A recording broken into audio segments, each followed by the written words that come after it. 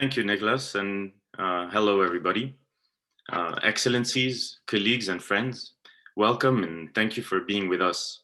Our discussion today is on the prevention of the recruitment of children associated with non-state armed actors preparing the ground for peace. We have the honor of having with us Her Excellency, the UK Ambassador Rita French, the Special Representative of the Secretary General for Children in Armed Conflicts, Mrs. Virginia Gamba, and representing the much needed voices from the field, Mr. Attaye Ag Mohamed, Head of the Legal Affairs and Human Rights, member of the Comité de Suivi de l'Accord, Coordination du Mouvement Azawad in Mali, and Dr. Mohamed Salih Mohamed Yassin, SPLM North Southern People Liberation Movement of Sudan, representative at the High Committee of the Joint Peace Agreement in Sudan. Bringing in the views from the field in the world of policy making is really at the core of what we do at Independent Diplomat.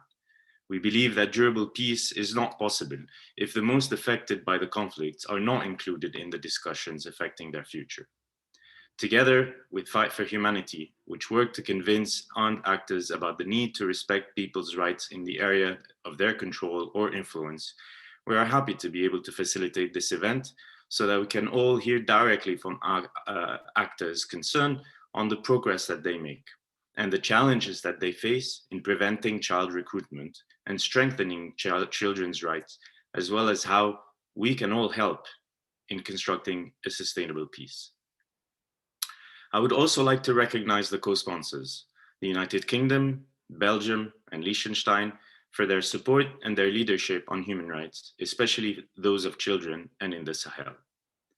I'd like to especially mention the late Ambassador Diplomat, who had been personally championing this event and such engagements with the field. Today's discussion is particularly remarkable because it brings together concerned diplomats, the highest UN expertise on children in armed conflict, and the primary parties concerned from the field. Both the SPLM and the CMA have been parties to the peace processes in Mali in 2015 and the Sudanese transition to democracy, which started in 2019. Against all odds, a coup d'etat in Mali in 2020, a recent assassination of the president of the CMA, Sidi Ibrahim Sidati, just 2 weeks ago, and in Sudan, the danger of a return to violence. But yet both processes are still ongoing, with both the CMA and SPLM, with representatives in government playing a central role in driving it forward. The role and responsibility they play on the issue of children and their recruitment is therefore key, both as non-state armed groups and as actors in the future of their country. Like 15 other non-state armed actors, the CMA and the SPLM North have decided to address the recruitment and use of children by their armed forces. Signing on to the UN's action plan, they took the commitment to address grave violations against children and outline concrete time-bound steps that lead to compliance with international law and more protection for children in the future. I'd like to now turn to Mrs. Gamba and ask you whether, with your permission, as the senior UN official working on the issue, I think we'd welcome your views on how you see progress and key remaining challenges to end the recruitment and the use of children in armed conflicts globally. And what would be your main message to non-state actors who have either signed the action plan or made commitments like the groups we are hearing from today and others who may be considering doing so? The floor is yours. Thank you very much. Well, Excellencies, really, dear colleagues and ladies, gentlemen, everyone that is in this webinar, I really have to thank Fight for Humanity and the Independent Diplomat for organizing this really timely discussion with the collaboration of Belgium, the United Kingdom, and the Principality of Liechtenstein. And I think it's important that we gather today to share practical experiences to end and prevent the recruitment and use of children in armed conflict, but indeed to also end and prevent all 6 grave violations, not just recruitment and use. Allow me also to convey my sincere condolences to Mr. Attaye Mohamed, present today, and to all members of the Coordination du Mouvement de l'Azawad, for the recent loss of their president, Sidi Ibrahim Sidati, with whom I had exchanged even very recently and on several occasions on the implementation of the action plan signed between the CMA and the United Nations in 2017.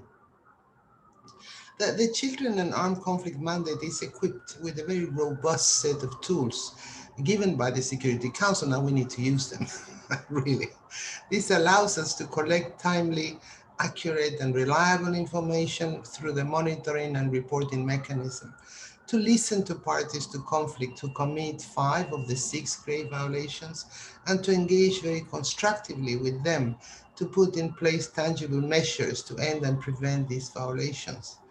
Ultimately, our mandate is to stop the use and abuse of children in, for, and by armed conflict, and to prevent all 6 grave violations from occurring in the first place. So I think we should talk a little bit about action plans. Action plans and all related commitments are at the heart of the architecture.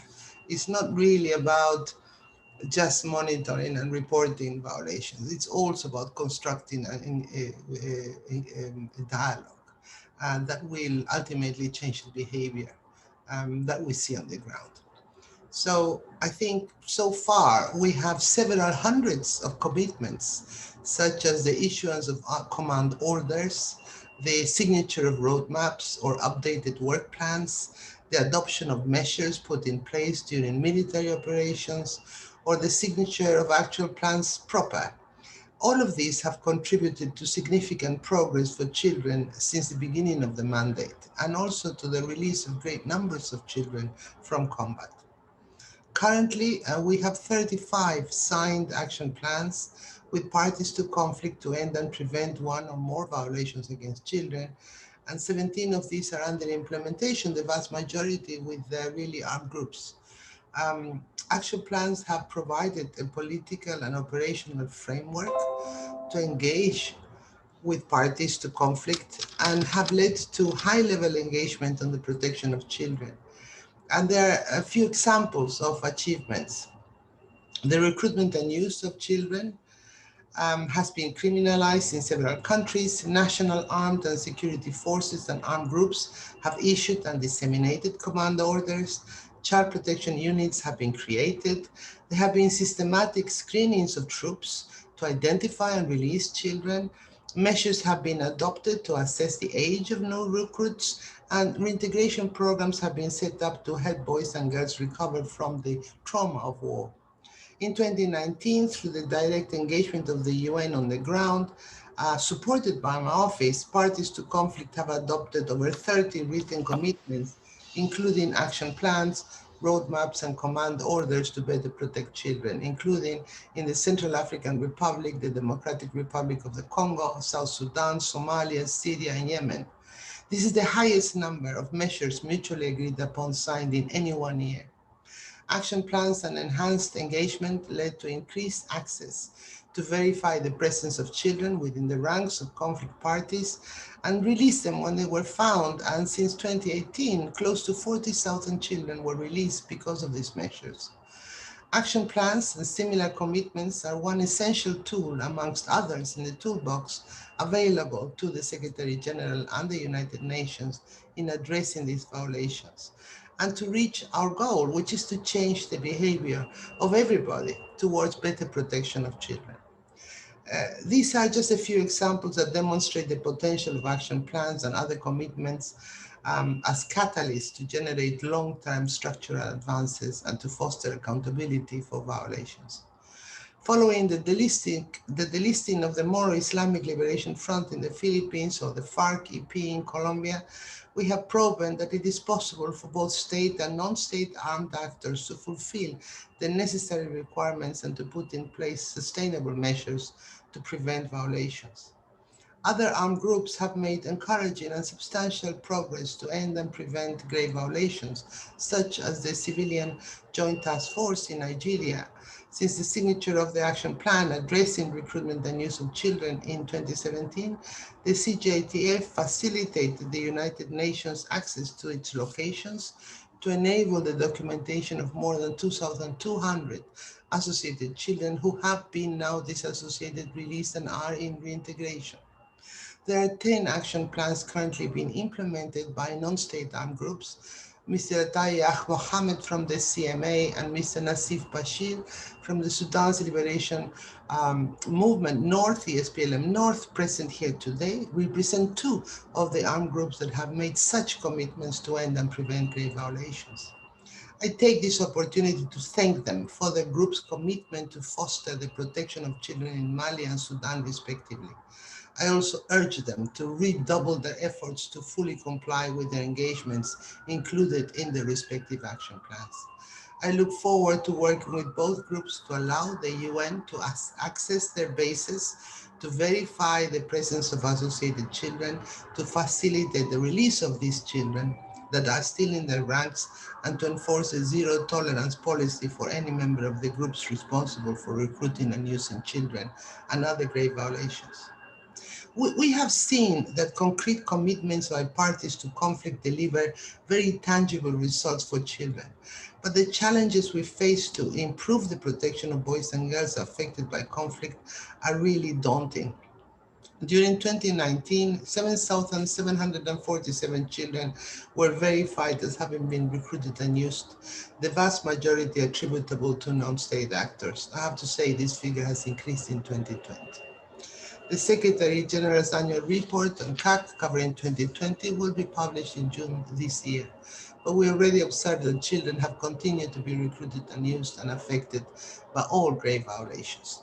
The pandemic has really increased the vulnerabilities for children in war zones. It has closed schools, limited protection networks, and disintegrating economies have generated push and pull factors that favor recruitment and use, sexual exploitation and child marriage. Sometimes for economic reasons, recruitment is on the rise. Lockdowns have diminished children's access to safe spaces, essential services, reintegration programs, and humanitarian assistance. And of course, they have also stopped children from going to school. Dear colleagues, I believe there are a few areas we need to focus on to ensure the better protection of children. Prevention, which is at the core of my mandate through Resolution 2427, is one of them. Prevention means complementing existing tools, such as action plans, addressing protection concerns as they emerge, adopting additional measures prior to the emergence of violations, and supporting parties to conflict developing prevention policies, as well as strengthening accountability. It also means working with communities, governments, and regional organizations to stop violations before they can take place. Increasing public awareness is also very key and remains at the core of the engagement with parties to the conflict. The campaign Act to Protect Children Affected by Armed Conflict, launched in April 2019, focuses on all 6 grave violations and supports global advocacy efforts and creates new possibilities for the UN to engage with parties to conflict during, particularly including armed groups. Another important commitment for me is to expand our engagement with all parties to conflict to address all 6 grave violations. Last but not least, promoting lessons learned and best practices. Learning from experience and making sure that our collective approach to protect children improves constantly is fundamental. In this framework, in February 2020, the Secretary General launched in the Security Council the practical guidance for mediators to protect children in conflict, elaborated by my office and by partners. By identifying the best practices for the integration of child protection issues into peace processes, dialogues, conversations, and negotiations, this practical guidance will support prevention and mediation efforts by the UN, as well as by regional, sub-regional, national, and even local actors. So, ladies and gentlemen, the Children and Armed Conflict is a mandate of engagement with all parties to conflict. Armed groups alike, as state parties, have a key role to play to promote behavioral changes. I remain hopeful as children continue to be released, action plans are gaining traction, and an increasing number of parties are engaging with the mandate. Really, only by working together can we give a real chance to boys and girls living in conflict zones to rebuild their own future. And I really want to finish by telling you, we have to be bigger than ourselves. It's not a question of being under the doubt of a violation. One might have recruitment and use, and one might feel an obligation to put a stop to it. But we should go beyond that. We should be proactive and say, I want to stop all 6 grave violations, even if I am not being presented as having engaged in some of them. It is about all of them. And to be very proactive and say, I want a world where children will not suffer as a result of this insecurity and as a result of this violence. So consider prevention plans as well as action plans. So a prevention plan to stop, prevent the 6 grave violations, even if you feel it does not attain to you. Thank you very much. Thank you very much, Mrs. Virginia Gamba. It's your points on the importance. There are many points that you made that are very valuable and estimable, and tackling the 6 threats that you mentioned. But I take the point on the action plan particularly well. It shows how steps can be taken to engage non-state armed actors in the field and operationalize protection for children, changing their behavior in the field. I hope that everyone listening in also took note of the 3 points you made moving forward. Prevention, working with communities and governments, increasing public awareness, promoting lessons learned and best practices through the guidance that you released. Also, one point that you had mentioned to me earlier about advocacy. I think everyone has a responsibility in making sure that that these awareness and that this information is disseminated.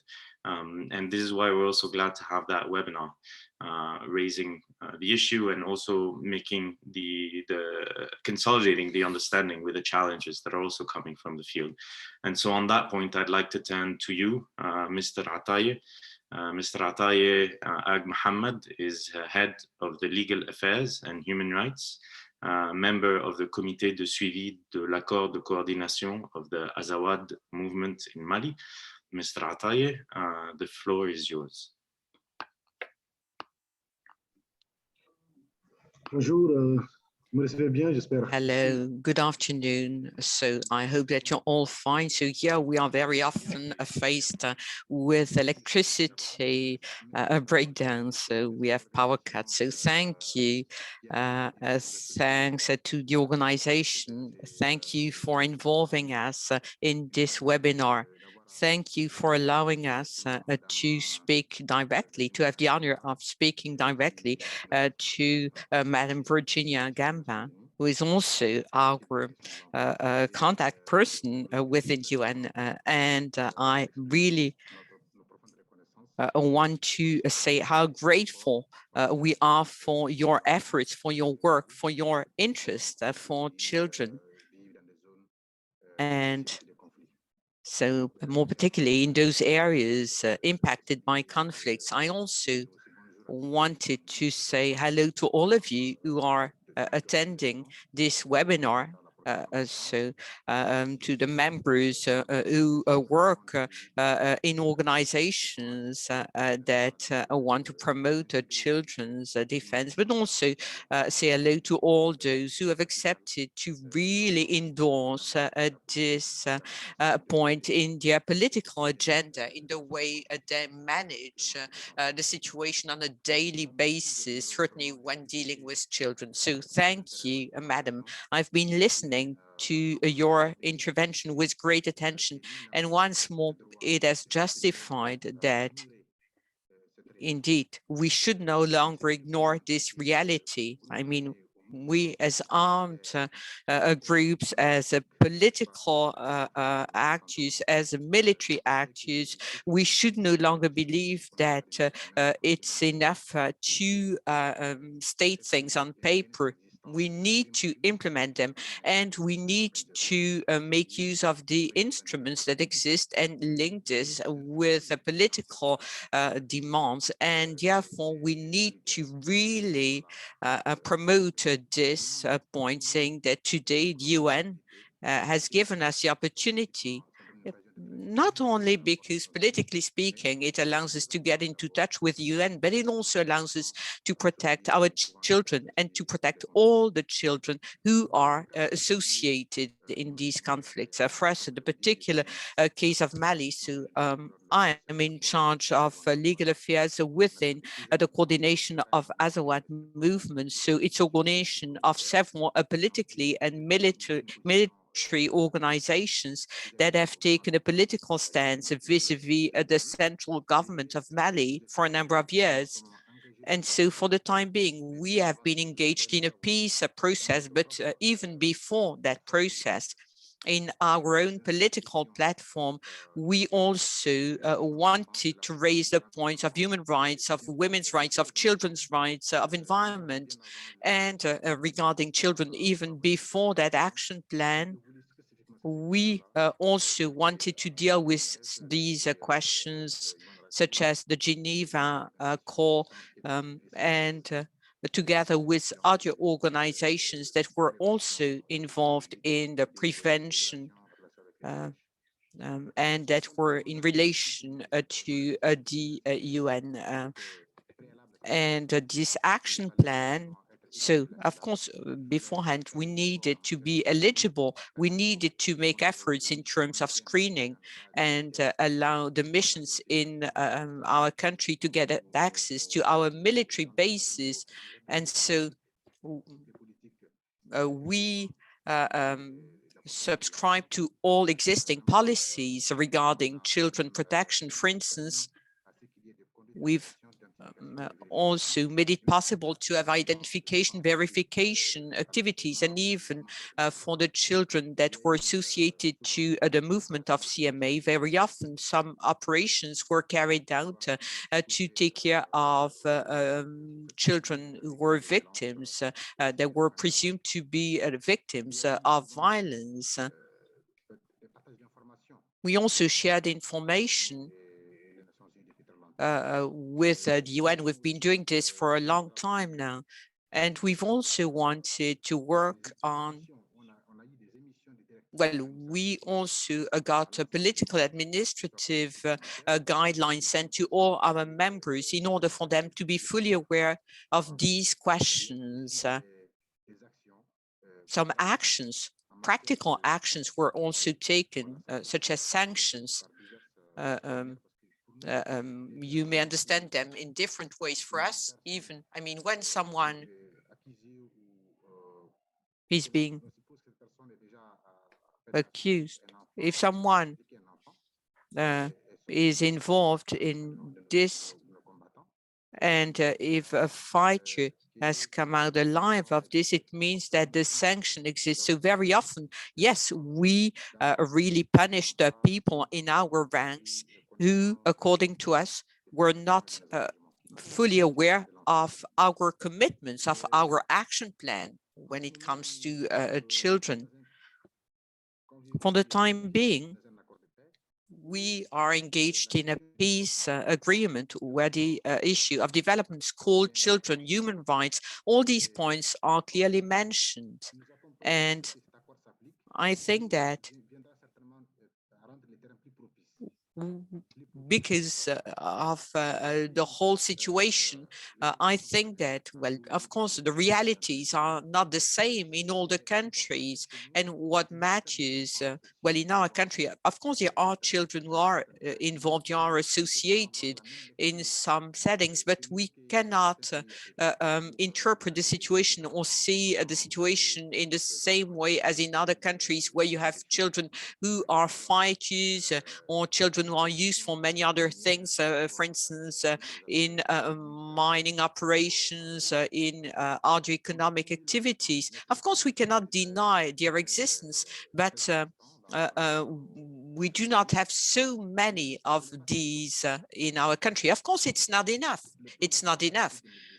This action plan has been here since 2017. We started with one team, and we were faced with a number of financing difficulties when implementing this plan.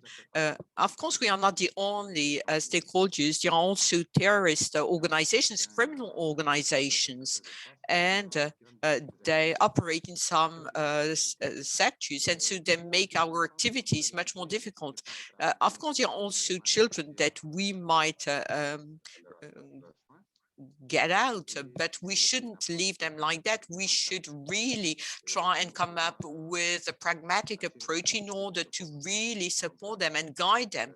So we need to have a long-term prospect. So it's not only the diplomatic dimension, because at the end of the day, so the CMA so will also come up with a report, but we also see this as an opportunity to initiate projects, pragmatic projects, practical projects that will allow these children to be reintegrated in daily life, to be really socialized for those who are really the victims of conflict. And we want to make the best of these opportunities to eliminate all these activities revolving around children. I do not know whether there are any specific questions I will have to comment or answer, but I simply wanted to tell you that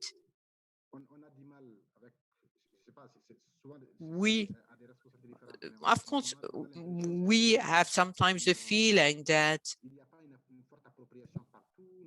of course, all the actors do not have the same level of ownership for this. Sometimes, you know, of course, you need to get and to enter into direct engagements with the organizations, telling them we're talking about children involved in armed movements. But in practice, you know, that question is not always raised automatically. It's not part of the priorities. So in the mechanism of the agreement, in the peace process, that issue of children should really come back and should always come first, you know, amongst those involved in the peace process. And hereby, the governments will understand that we are non-state actors. So we cannot replace the state. We do not replace the state, but we come to complement the state's efforts to protect the children, to really take care of these children. Thank you. Thank you very much, Mr. Attaye. The questions will certainly come at the end of the exchange so that we can give the opportunity to the other speakers to take part in the debate.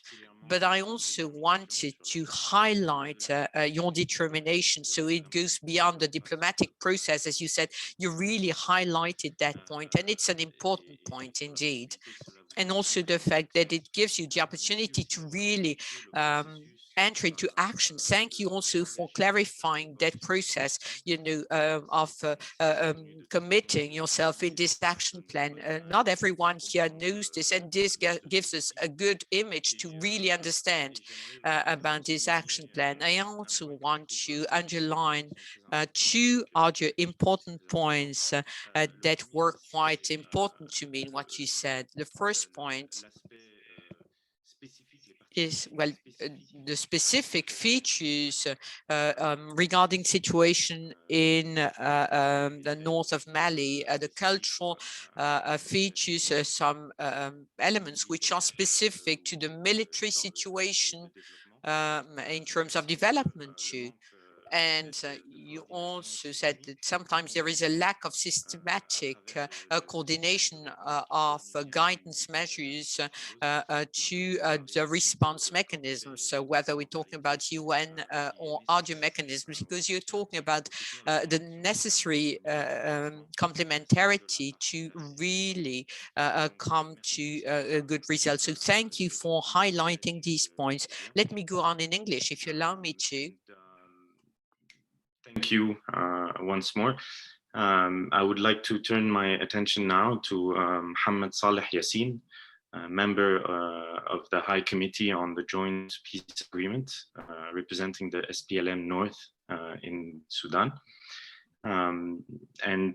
Before giving you the floor, maybe I would like to ask you, how do you see the links between the efforts to end child recruitment and promote wider children's rights with the wider political process and efforts to build peace in Sudan? So whether there are similarities and trends that are similar to the ones that we've seen right now, Attaye raise in Mali, and what is your assessment of the international support in the area in the Sudanese context? Dr. Mohamed, the floor is yours. Thank you. Thank you very much, Mr. Guillaume. I hope that you are hearing me very well. And thank you also to Ms. Virginia Gamba, the Special Representative of the United Nations Secretary General for Children and Armed Conflict. Thank you also to Fight for Humanity and Independent Diplomat, Belgium, United Kingdom, and Liechtenstein for making this event possible. Of course, I would like to start my intervention, Ms. Gamba. My colleague Nasif Bashir was not able to attend, and I'm attending on just substituting him because we have been engaged in this process of child protection together in the same organizations, and now there's a transition here in Sudan, and both of us are engaged in the new government, the peace government. Of course, prevention of the children recruitment and use of children association with war.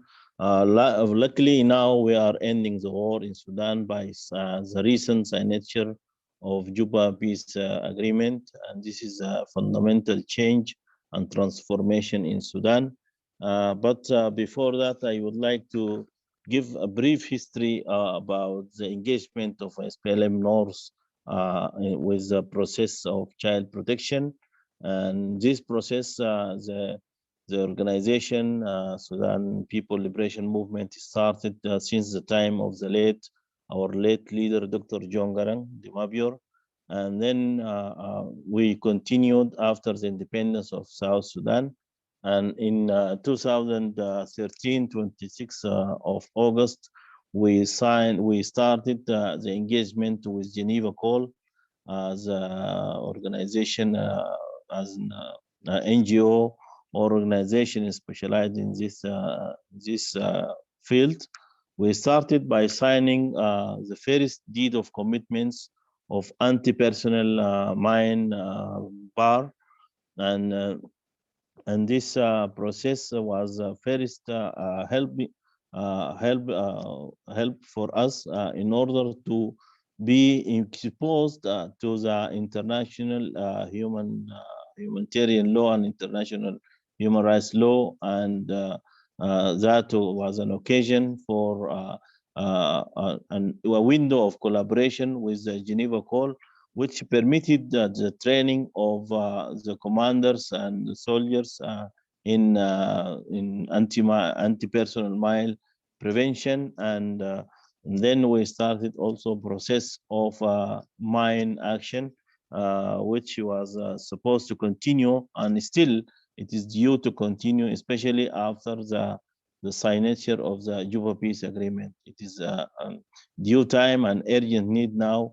We have to carry on these activities, since before we were non-state actors, but currently we are state actors. We are part of the new government, and we are participating, fully engaged, though that there is a faction of us which is led by Abdulaziz Al-Hilo, has not signed the Juba Peace Agreement yet, but we are hoping that after the signature of the Declaration of Principles, they will be fully engaged in completing the peace process in order to have all the parties, as well as Mr. Abdul Wahid in Darfur.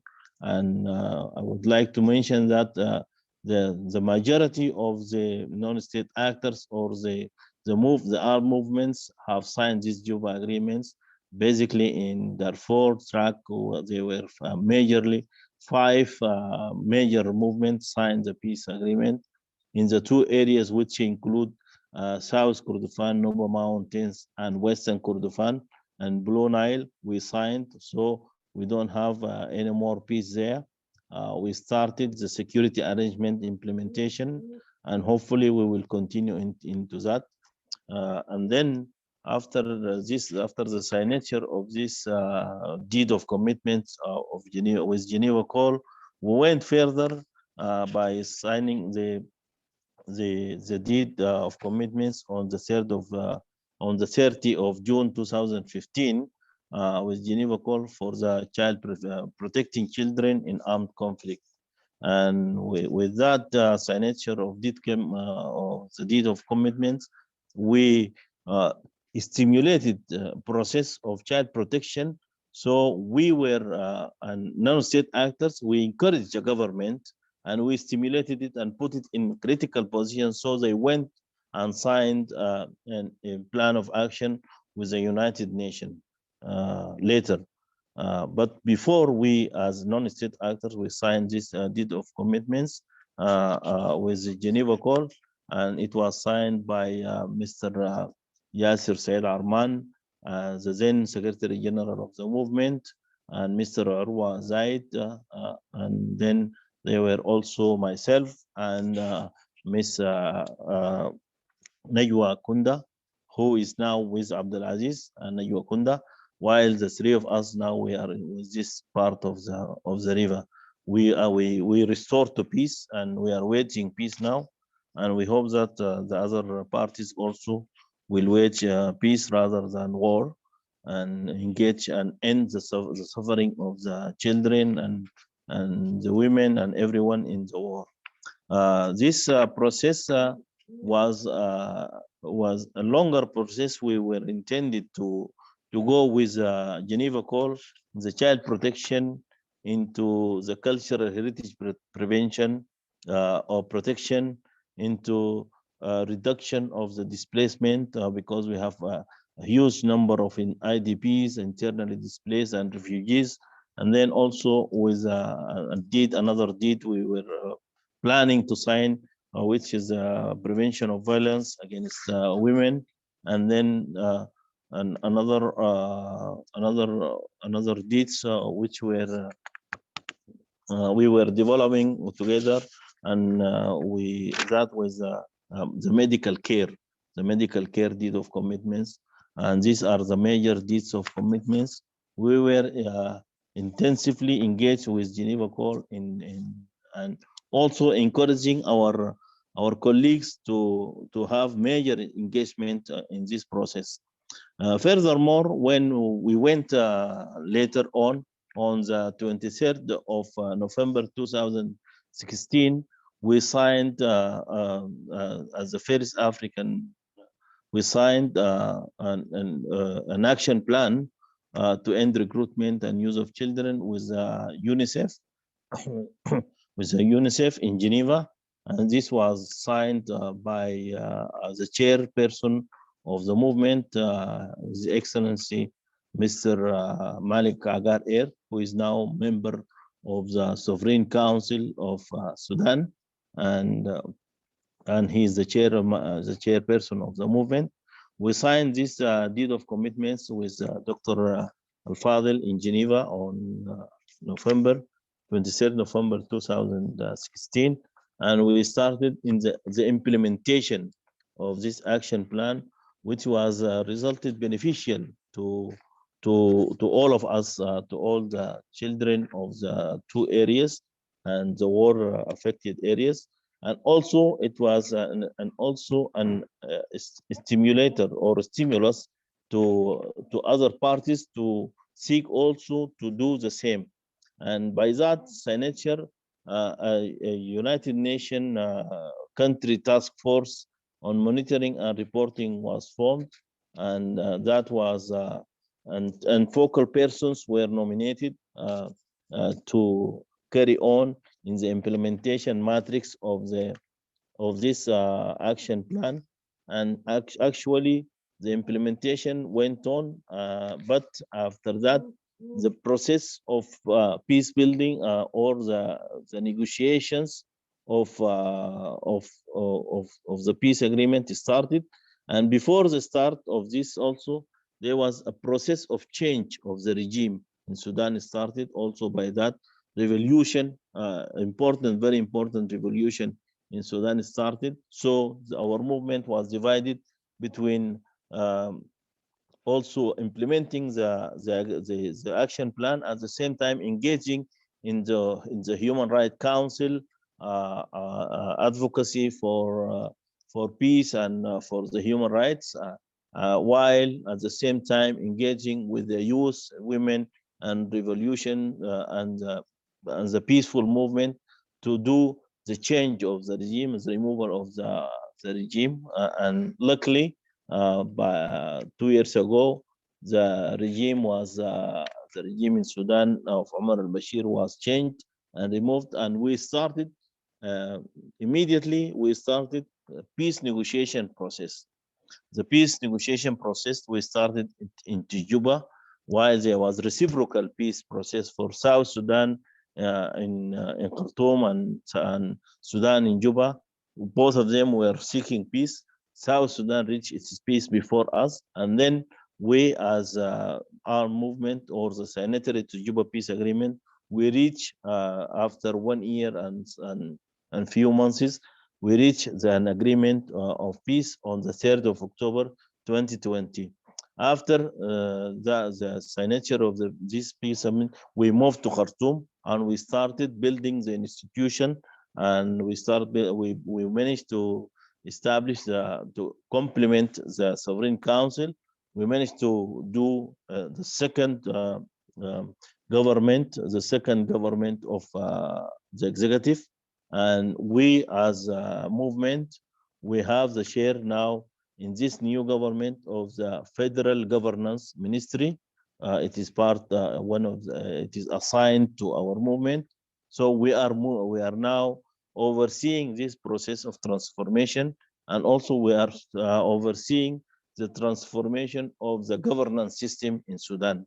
After this peace agreement now is carrying on, and it is a process of radical transformation in Sudan towards democracy and towards the transition to democracy and sustainability of peace.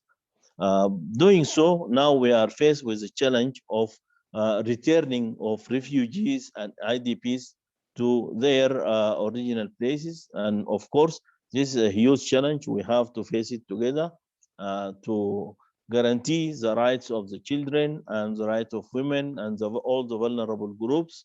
And of course, we share with you fully the idea of the prevention and the idea of awareness raising, and the idea of advocacy, and also engagement of parties of conflict to also into all actions to prevent or to stop the use of children into wars. And we hope not to restore to war anymore, and to sustain the transformation process and to sustain the peace. This also, there is another huge change now also in Sudanese engagement with the international community. Now Sudan is reintegrating itself into international community, especially after removing it from the list of the state sponsoring terrorism and the sanctions, the economical sanctions, and all this. And now it is moving also towards debt relief from highly indebted poor countries. We are in this process. Sudan now is undergoing important legislative reforms, and we are working on establishing new era and new Sudan for the Sudanese people. Of course, now our case is different, differing a lot, but still we are concerned with the other movement who has not signed the peace agreement yet. We also will be vigilant also to implement, and now we are government, and also Sudan has signed its action plan with the UNICEF for to end recruitment and use of children in conflict. And we put this also as condition also in the Juba Peace Agreement. One of the clauses and provisions we signed is also to prevent all these malpractices, and we will carry on to that.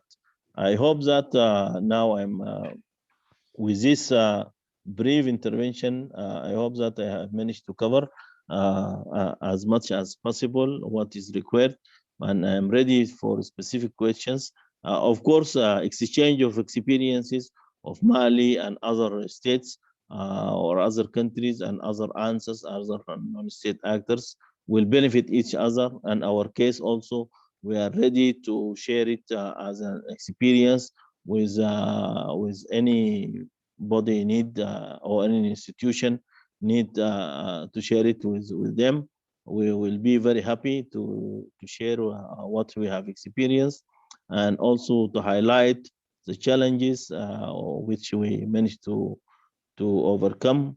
And still we have other challenges, and we should be now working into mine action, demining all the war affected areas, preparing the ground or the environment to be enabling environment for the refugees and IDPs to come back to their original territories and practice their normal life, and practice their agriculture or animal husbandry whatsoever, and have a normal life and live into peace with themselves and with the others, and also to avoid also mushrooming of any bad phenomenon of terrorism or any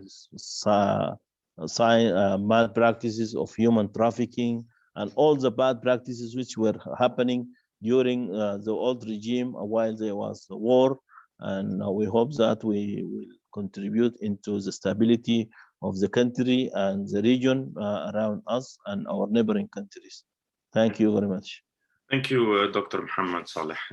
This was a very thorough intervention. I mean, I highlight or take away specifically 2 points that you made. The last one, which is the clear link between peace and the need to support peace and the protection of children, that the two are interlinked. And a bit like what is happening in northern Mali, the need to support the demobilization, the return of IDPs, and making sure that the process remains on course and is well supported. And the other point that you made, which I thought was really interesting, is the necessity or the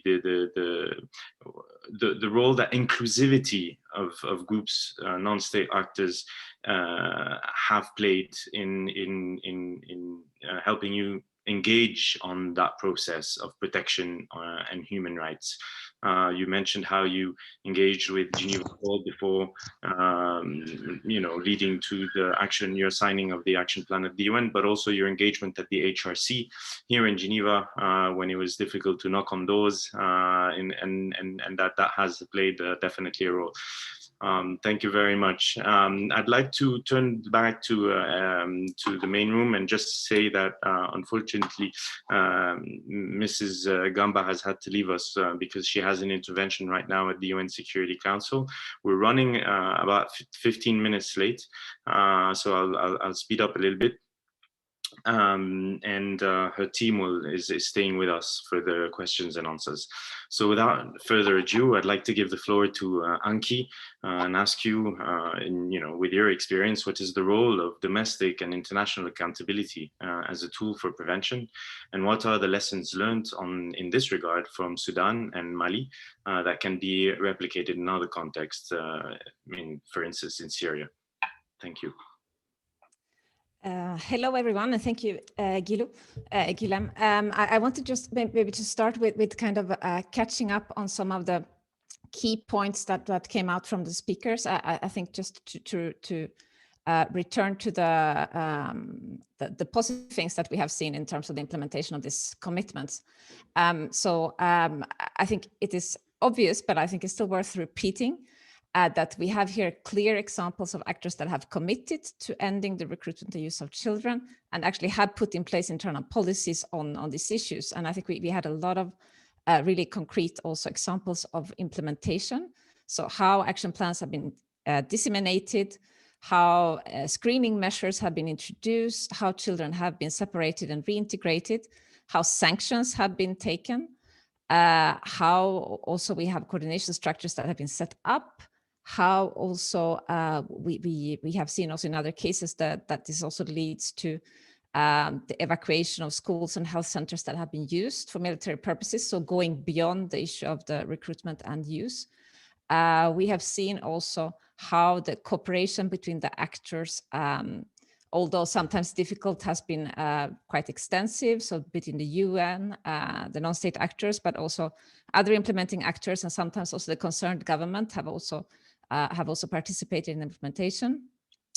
I think it came out also quite strongly the link between the commitments on the protection of children and other human rights issues, also as you also stressed, Guillaume, but the link to human rights, women's rights, also as mentioned by Dr. Salih, Yassin, the prohibition of anti-personnel landmines, displacement, cultural heritage, somehow how all these rights link up together. And also, as we saw in the case of Sudan, there might be examples of how one commitment can lead to commitments by other actors. So kind of like a positive dynamic that is created by this. And if I'm not mistaken, I think this was also actually a similar dynamic with the landmine deed of commitment, that also then the government also signed the Mine Ban Treaty, and this also led to further cooperation on this issue. So I think it's interesting for the future also how to explore when the situation is kind of prolific for this kind of positive steps, and sometimes it's not the case, but why it can function in some occasions. In terms of general challenges that can make it complicated to implement the commitments and reach further accountability, I think we heard from the speakers, but we also know from our experience there can be issues of other actors being present in the areas that makes the work complicated. There can be other non-state armed actors in the same area, sometimes criminal elements, sometimes other political actors. And then there might be a risk of recruitment or re-recruitment of children that are released. It might also make it complex for monitoring compliance with the agreement. It's often, I think we see that there are many cases of allegations, and very few cases can be verified or attributed to specific actors. So that makes it also very complicated to follow up. There's also an increased security risk for the children to be released and returned in these circumstances. Also, I think we have seen in many occasions, there is the complications linked to the counterterrorism legislation and related measures that makes it difficult to collaborate with non-state actors or in areas where they are operating.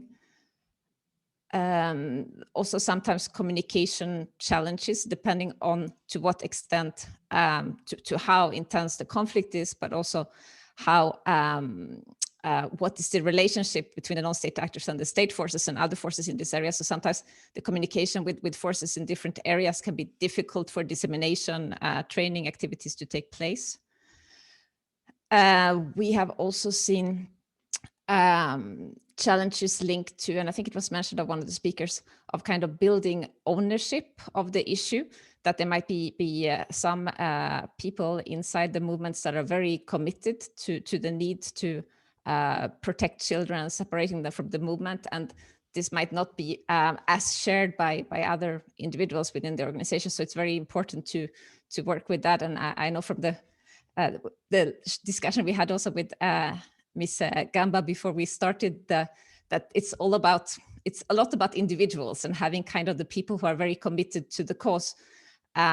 So that's really, it's difficult to reach out to everyone and to be able to kind of exchange and to have the same commitment directly from the beginning. So that takes time for attitudes and behavior to adapt. I think also in some contexts we have seen there are issues linked to when there are coalitions of movements or umbrella organizations, and sometimes there are part of a movement that is listed and other parts that are not listed, and then also kind of how to work with this. Sometimes there is a movement that is then integrated into the state forces, then how to operate the action plans in these situations where there is a changing dynamic of the structure.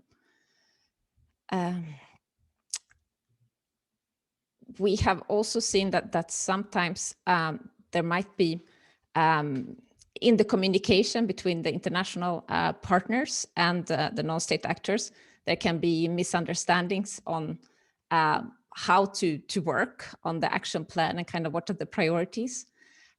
So I think what we have seen that it has to be very clear from the beginning that this is a process. And we know that just kind of the negotiation of agreeing on the action plan and the specific terms is a long process, but that's just the beginning. And I think one part linked to that is linked to what is the process and the exact criteria for the delisting. We know that in some cases that is it's sensitive, but it's also very important to be clear on that and to make sure this is a feasible goal, and that's kind of it is has objective criteria, and it's possible to work towards that.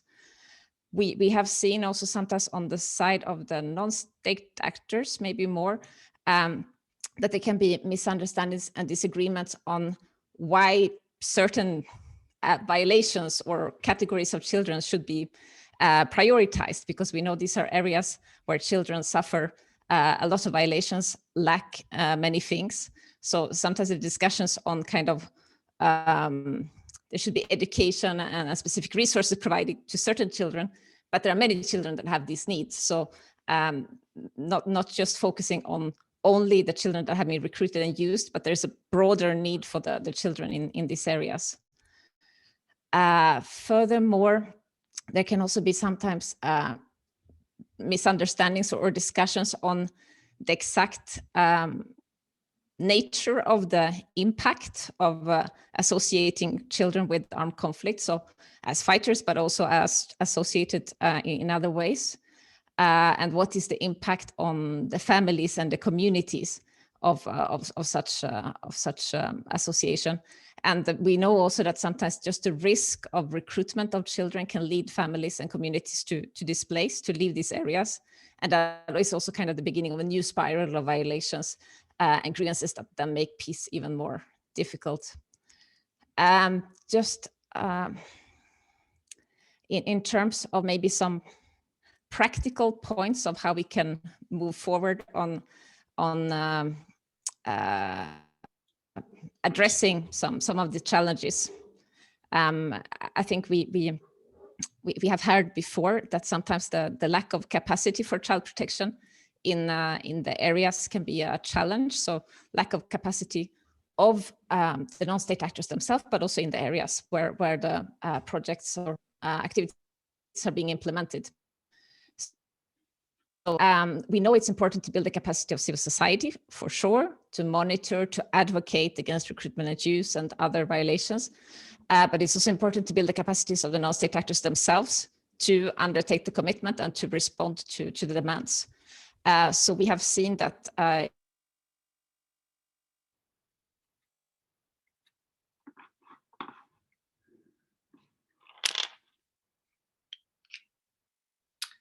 I think we have lost Anki.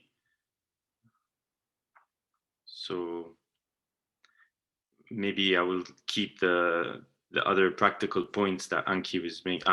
You are back with us. Maybe if you can just sort of sorry up with the last few action points. My internet connection died for some reason. Now, just to wrap up, I think to have adequate and targeted material for awareness raising and for trainings. So with the organizations themselves, but also with the communities, to have technical support from practitioners. But then final point, also to work with the communities, and I think that has come out also in some of the literature on the specific cases. I know in Mali, for example, there have been also kind of community workshops and so forth, that we know when there is a gap with the non-state actors, that also the community can help support the implementation, but also it can help when there is a situation of lack of trust between the main parties. Also, there can be actors from local grassroots actors that can come in and help with the implementation, so that it is not just kind of the state that is. Okay, thanks. If later on, if during the Q&A, we will catch up with you, Anki, if there are additional points that you felt weren't raised. But I thank you for the points that you have made. The one that I note also specifically is the importance of working with individuals. I think that their commitments definitely drives that work and drives that work, which is why I think it's welcome that we continue on engaging with those individuals, that diplomacy and the world of policy is open to them, so that we can help empower them in driving that protection agenda.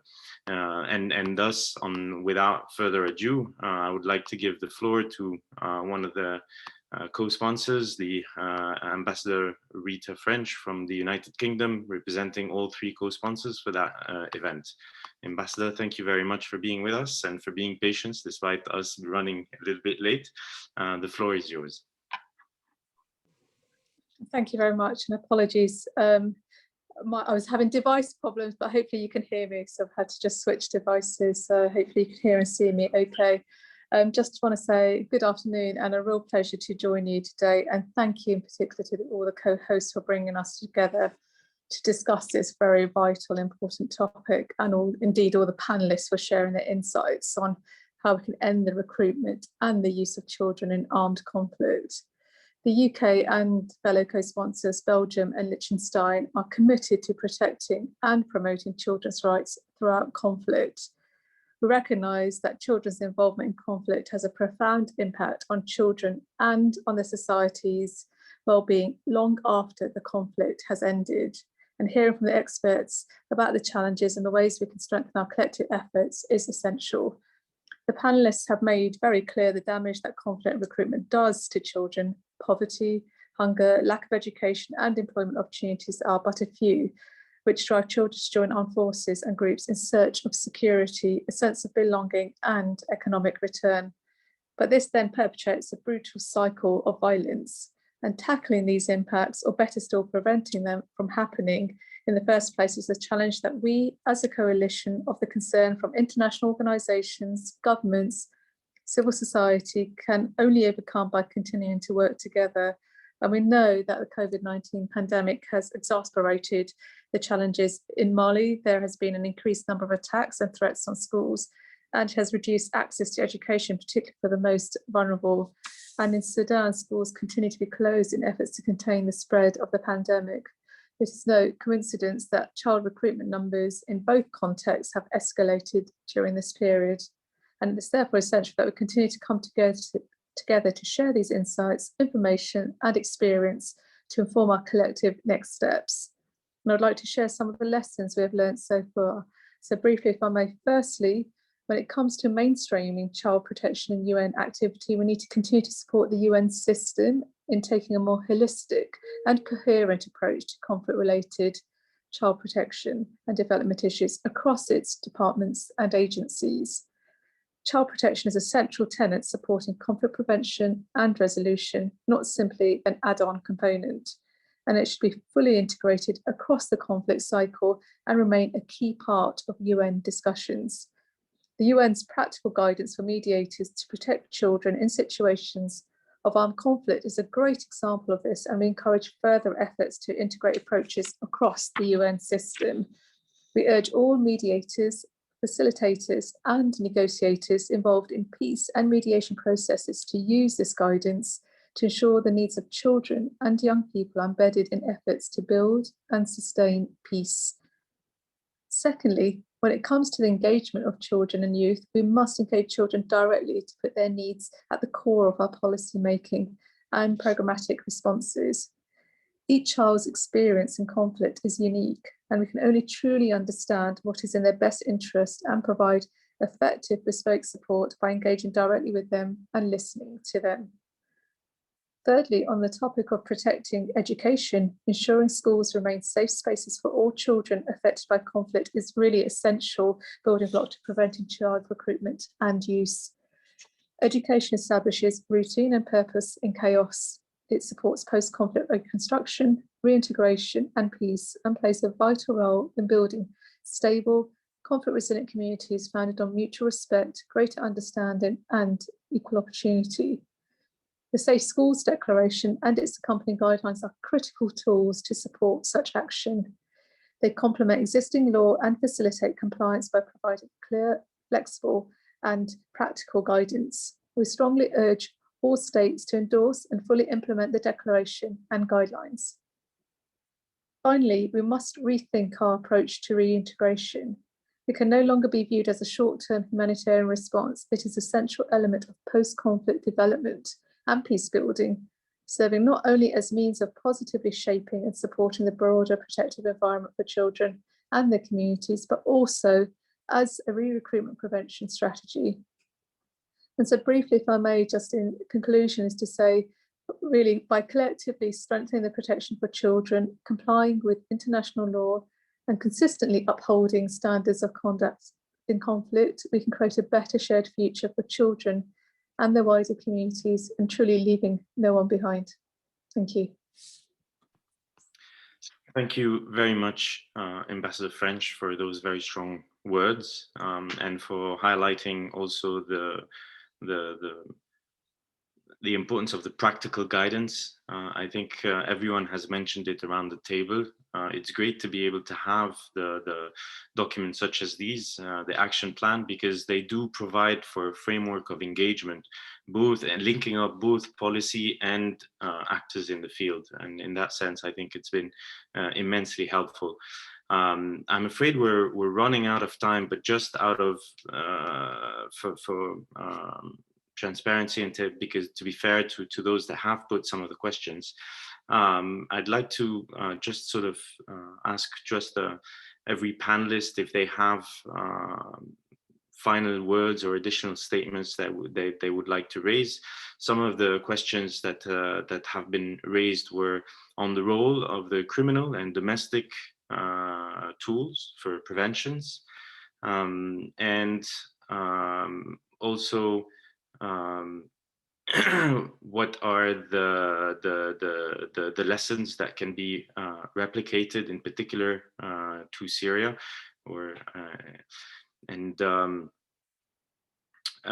so I will I'm just going to check if any of you have final comments around these questions. Otherwise I will close myself.